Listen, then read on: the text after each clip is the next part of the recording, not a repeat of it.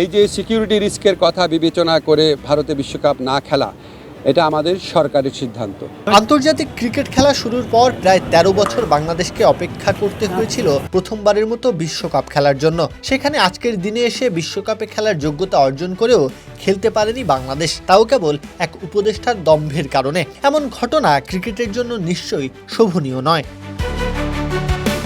২০২৪ সাল পর্যন্ত হওয়া প্রতিটি ২০ ওভারের বিশ্বকাপেই অংশ নিয়েছিল বাংলাদেশ, কিন্তু চিত্রটা বদলে গেল ২০২৬ সালের ভারত শ্রীলঙ্কা বিশ্বকাপে এসে। দেশের তৎকালীন আইন ও ক্রীড়া উপদেষ্টা আসিফ নজরুল এমন গোয়ার্তুমি করেন যে খেলতে যেতে পারেনি লিটন দাসের দল।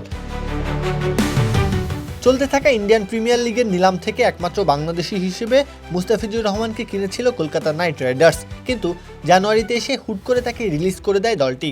জানা যায় এমন কাজের পেছনে নির্দেশ আছে ভারতের ক্রিকেট বোর্ডের।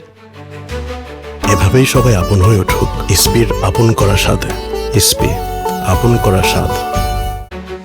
বিসিবির সেই সময় সভাপতি আমিনুল ইসলাম বুলবুল ঠিক করেন তারা চিঠি লিখবেন ক্রিকেটের সর্বোচ্চ সংস্থাকে, পুরো বিষয়ের ভার ছেড়ে দেবেন আইসিসির উপরে। কিন্তু সেখানে বাদ সেধে বসলেন আসিফ নজরুল। বিসিবির চিঠি পাঠানোর আগে ফেসবুক পোস্টে জানিয়ে দেন বাংলাদেশের পক্ষে ভারতের বিশ্বকাপ খেলতে যাওয়া নিরাপদ নয়, বরং খেলা হতে হবে শ্রীলঙ্কায়। এমনকি উপদেষ্টা বাংলাদেশের মাটিতে আইপিএল সম্প্রচার বন্ধের কথাও জানান।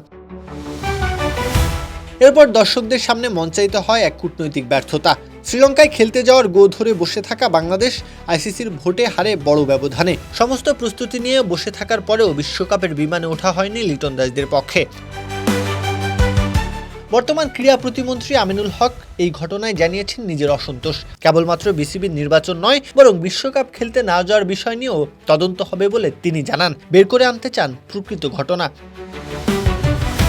ক্রীড়া উপদেষ্টা হিসেবে আসিফ নজরুল তখন ক্রীড়াঙ্গনের প্রধান অভিভাবক। নিজের কাজে সেই মর্যাদা রাখতে পারেননি তিনি। তার অপরিণত সিদ্ধান্তের কারণেই বিশ্বকাপের অংশ থেকেই দর্শক বনে যেতে হয়েছে বাংলাদেশকে।